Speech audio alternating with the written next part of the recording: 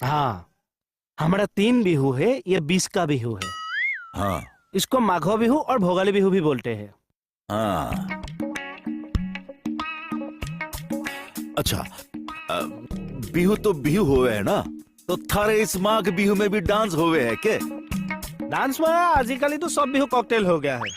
इसमें भी होता है लेकिन कम होता है। मेनली ये खाद्य का बिहू है। खाद? अब खाद का क्या मतलब है? मतलब ये है कि इस बिहू में पथार से धान भर उठता है,